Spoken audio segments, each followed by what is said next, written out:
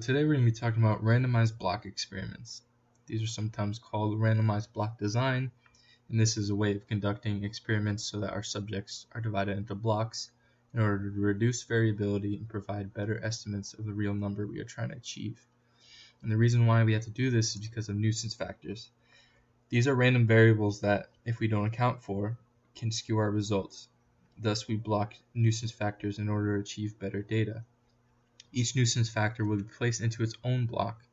For example, in an experiment on students, we would block people into age groups so that our final data will not be hindered by age differences. We can continue to block these factors.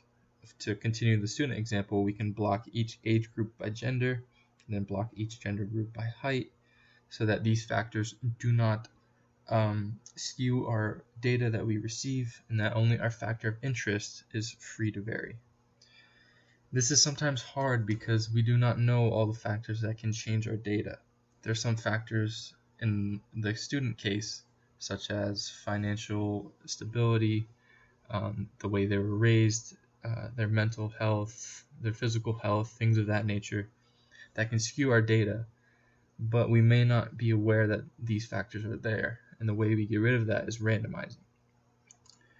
The rule is to block what you can and randomize what you cannot. Blocking gets rid of all these factors that we know. Randomizing minimizes the effects of factors we don't know. To bring this into an engineering perspective, let's say we're trying to manufacture a electronic device that needs to go underwater. So we look at several different designs for waterproof housings, different materials, and we decide to conduct an experiment to figure out which one's the best. So we manufacture 90 of these electronic devices and randomly assign them to 3 different groups so that factors such as manufacturing errors and other things we aren't aware of are minimized through this randomization. So we randomly select 30 to be enclosed in a waterproof housing of design number 1, design number 2, and design number 3. And each of these designs will be made out of 2 different materials. In this case, we're going to call it material 1 and 2. And again, out of the 30, 15 of each of these devices are going to be placed into the different material blocks randomly to minimize those effects we previously stated.